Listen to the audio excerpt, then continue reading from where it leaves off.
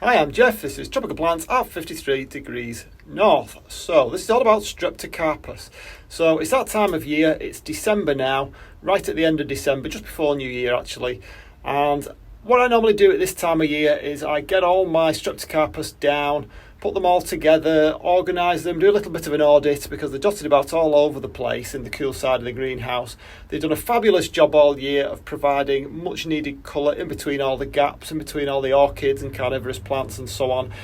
And what I like to do this time of year is give them a little bit of a clean up and a tidy up and see where we're at, see whether we need to repot them, see what they need in terms of specific care in order to set them up nicely for the beginning of the season. And usually by the time I've done this, round about March time, some of them are beginning to come into bloom. So if you have some Streptocarpus, rather than just leaving them to kind of bloom themselves to death, you might find this pretty useful. So let's jump in. Okay, so believe it or not, that is not all. So what I've done here, I've split them up into groups. So what we have right along the top row, so that row are all crystallised varieties. There are other crystallised varieties, but that's the only one that I have. So I have 2, 4, 6 plants of that in that row. There are some more, which I'll show you in a second. Then we've got pink Layla. So we've got 2, 4, 6 pink Layla there. Not looking particularly brilliant at the moment, I should point out, and I'll explain what I'm going to do with those in a little while. And then this row here, so all those along there are all different. So they are all either Harlequin varieties or DS varieties. That's the Demetris varieties. Most of them have bloomed, not all of them. So I'll talk about those in a little while. We have one miserable looking bloom left on Titania there. We have a couple of Katies there, again looking a little bit miserable. So over here on the shelf just underneath, I'm not going to get all these out for obvious reasons, but over here we have, these are the ones that I've already cleaned up, and these are looking pretty good now. They're the variety of different ones. I think, what have we got? So we've got Titania, we've got Bethan, they're all looking pretty good. There's a polka dot purple there. There's a bunch of cuttings that I've talked about there, which aren't looking fabulous at the moment, but they're just immature, but they will come. And again, they're going to need a little bit of a tidy up at some point, but I'm not going to do that today. I have another Katie over there. So really, I don't need all these plants. I just use them to fill the gaps as I buy other ones, because much as I love Streptocarpus, I don't need loads and loads of the same variety. The aim is to get different varieties and different blooms rather than all the same one. It's nice to have a couple just for insurance purposes really, and it's also nice to have cuttings to give away to people if we ever get to meet anybody. So yeah, it's a good little exercise to get them out and see where we're at. I didn't realise I had actually so many plants. I might even throw some of these away just to give me a little bit more space for other things, or even if there are other varieties or other plants altogether. Let's just have a look at what we could do here. So it's quite clear looking at that bunch of plants there, the crystallised varieties are the ones that come into their best round about November, December time. So crystallised are sold as like a perennially flowering Streptocarpus. Streptocarpus are Gesnerias, they're from the Gesneriaceae family, like Caleria. And if you actually look it up, you'll find there's a whole bunch of plants that you didn't know were from the same family. You can usually tell the blooms are very, very similar. I also have, I didn't mention, there is a unifoliate one over here. This hasn't bloomed yet, so this is a species one. So this one is called Streptocarpus Dunnii. It only ever gets one leaf, so I can't wait to see that in bloom. I do like the pictures of the blooms that I've seen, but and apparently that leaf can get very, very long. I believe it can get to about 3 feet long. So what happens to them? Well, you can see here straight away, if you look at these over here, how green they are. See how green those, and they're not all the same variety, how green they are compared to these ones over here. Well, there's a couple of possibilities. One is light, so they do like really bright light, but not direct sunlight. Get them in direct sunlight and they will wilt very, very quickly, within like half an hour. So make sure they don't get in direct sun. A little bit of shade they're okay with. Too dark shade and they will go very, very dark green, and they might not flower quite as quickly. I know this just from personal experience. Keeping them under the benches, they go very dark green and they do flower, but they can be like a good 4 to 6 weeks later than the others for blooming. So you really want as bright as you can possibly get. Another issue is if they're in too bright a light, then they can get yellowing leaves. So you're kind of playing one off against the other. They come from the woodlands of South Africa, alongside the streams and the rivers, and they can get very wet in those places, but they do dry out as well. So that brings me nicely to watering. So what you need to do is water them when they are dry. Let them dry out. You would expect, because of where they come from, that they're going to like to be wet all the time. Well, that's not the case. They don't. They like to dry out. You can leave them a couple of days. It's again, you're playing one off against the other, because if you leave them too long, they wilt very quickly. The whole thing will flop. But they are surprisingly resilient to that. So when you do water them again, they will bounce back up. I have to say, this year, as opposed to last year, I've not let any of them wilt at all. I found that just giving them a little trickle of water is enough. A small trickle of water in the top is enough to fend off that wilting. They don't need to be soaked all the way through, and they don't like sitting in water either. Sit them in water and they will wilt as well. So you've got to be careful there, and you've got to know which one it is the problem if they do wilt. Is it because you're overwatering and they're sitting in water, or is it because they've been in the sun too long? Because they'll wilt in the sun even if they're wet. So you've got to be careful with that. So what I like to do this time of year is give them a good clean up. Now these have all been in various positions in the greenhouse. None of them have been in direct sun. So what happens is they naturally get yellowing leaves. These leaves have like a lifespan, so that they're an evergreen plant, but the leaves don't last forever. And what you find is this kind of thing happens like towards a certain point in the leaf. It'll just naturally kind of change colour, and you can just snap that off. They snap off very, very easily. They're a little bit like pelargoniums in that sense, that really, if you leave them to their own devices, they'll create such a mass of leaves that not only are they huge, the leaves are very long and take up a lot of space. They look untidy, and they mean there's not much room for the blooms. So, and also the blooms, they do turn very woody, the bloom stems. So if you can see, I mean, you can probably see them on them all really, but if you just take like that crystal ice variety, for example. Let me just try and zoom in here. I'm not quite sure what my zoom is. So can you see all those very small woody stems in the middle? So if you don't remove those, and you're not going to do it as the season goes on, you find that they get very, very congested. And this happens in them all.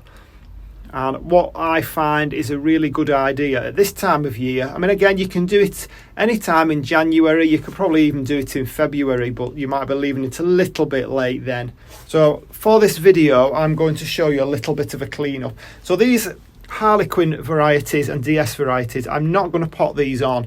They do like a refreshing of the compost, but I find that they prefer to be a little bit root bound. So there's absolutely no point in me potting something like that up when it's not really grown a lot this year anyway. A couple of them have, like that one has, but I still think it's not. You can tell just by squeezing the pot. The roots get very, very hard, and if you squeeze the pot, you'll know that then it's time to pot them up, and they really will benefit from it. All these plants that are in these big black pots, is like an 8-10 centimetre pot. They've really done well this year, and they've really benefited from moving up onto the next pot. But I didn't move them up a great deal. They didn't go from this like tiny little, I don't know what that is, 8 centimetre pot into a 12 centimetre pot. There was one in between. So what I'm going to do here, I'm going to go through them, and I'll just show you one. It's pointless showing you them all. I'm going to go through them. I'm going to clean them all out, strip them all back, and if I think any need potting up, then I'll pot them up. I'll knock some of these bigger ones out of the pot and show you what I'm going to do. And as we do that, as we clean them up, I'll talk about some more of the care needs as well.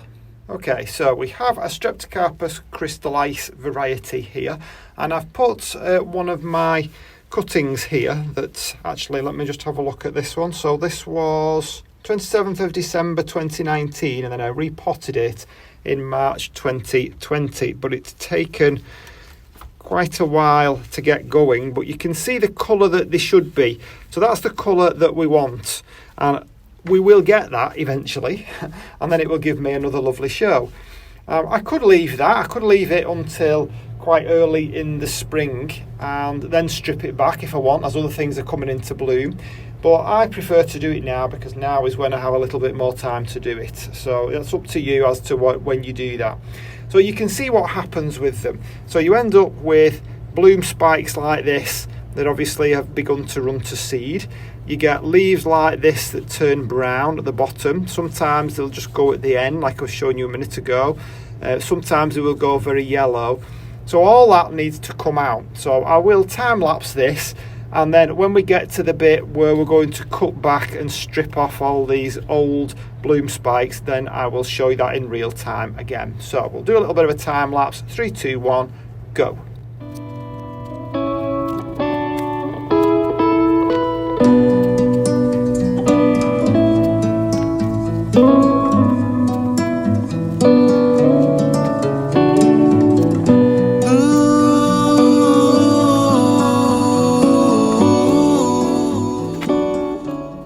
Okay, so we're back.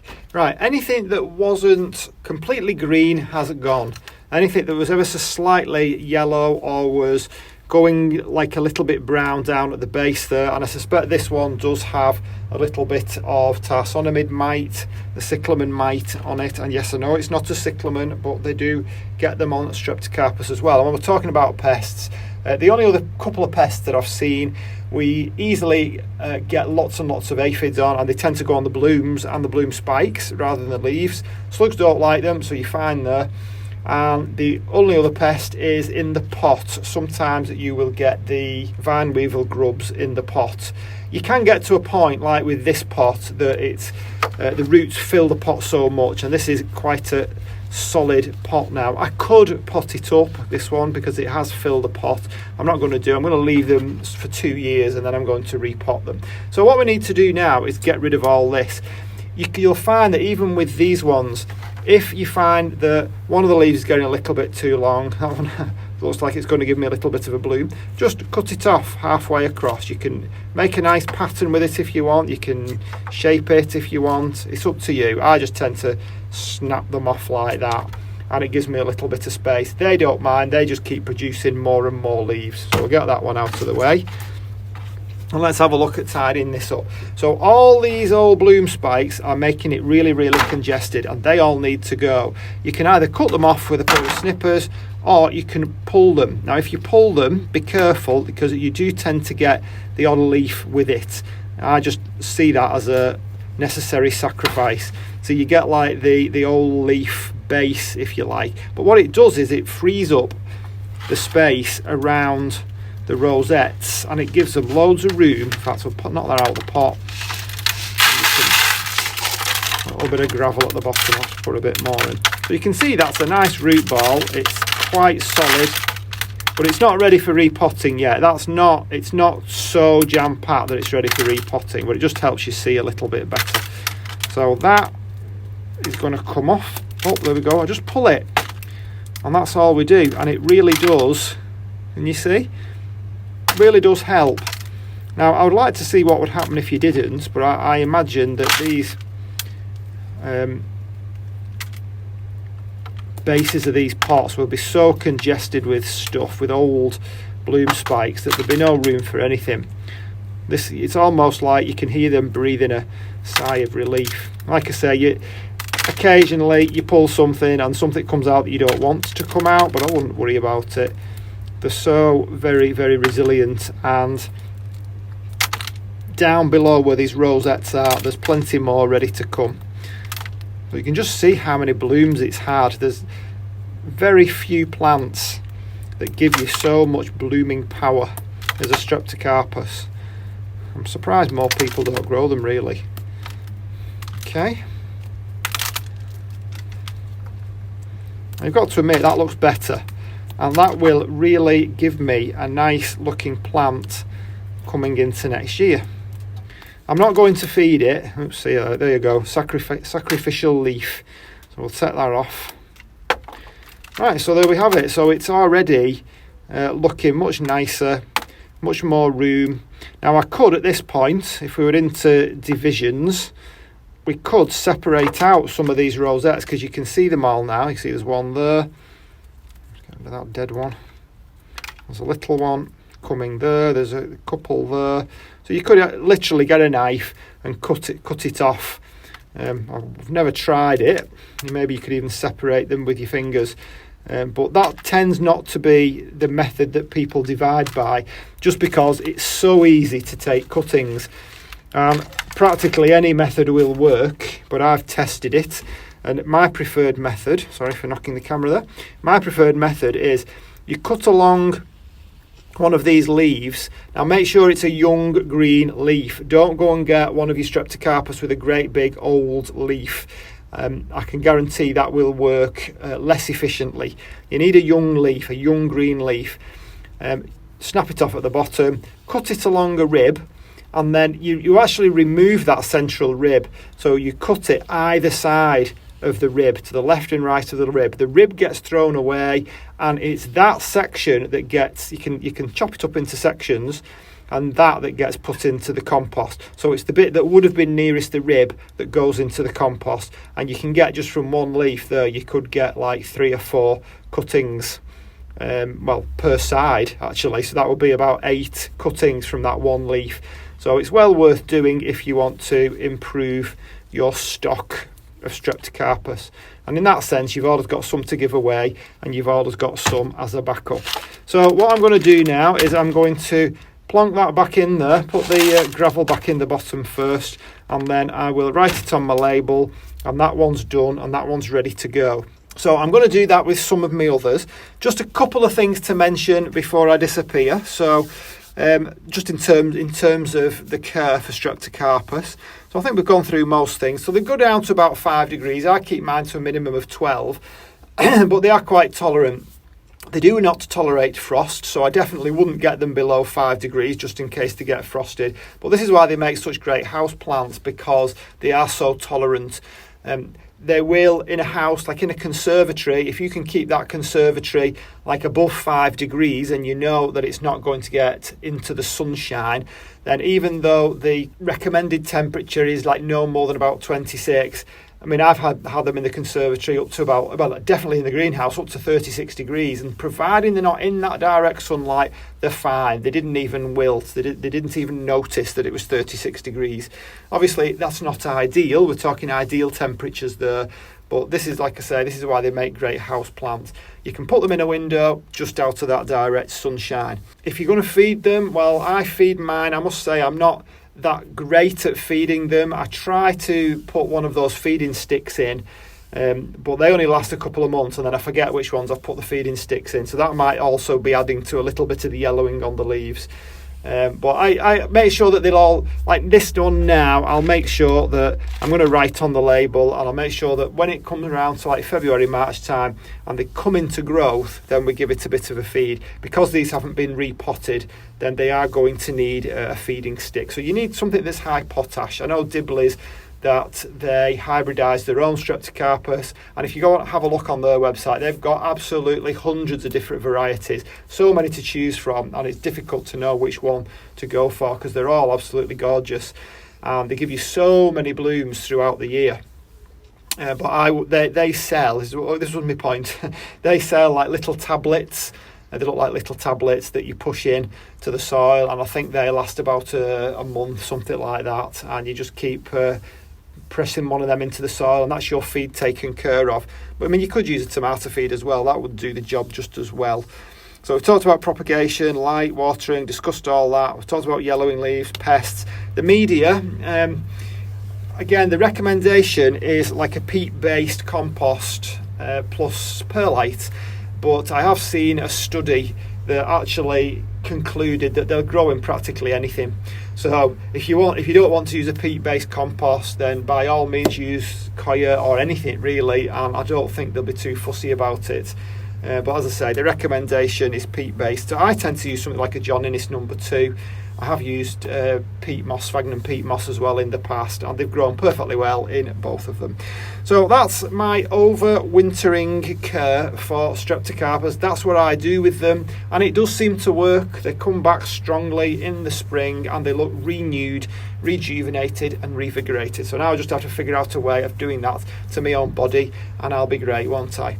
So I hope you enjoyed this video on Streptocarpus. If you did, give me a thumbs up. I'd love to hear from people. Please put your comments into the comments section. Let me know what you think. Do you have any particularly spectacular varieties that you think I should buy and add to my collection? Have I done anything wrong? Do you do something slightly differently? Is there anything that you agree with or disagree with? Answers in the comments, and for now, I'll see you on the next one. Bye.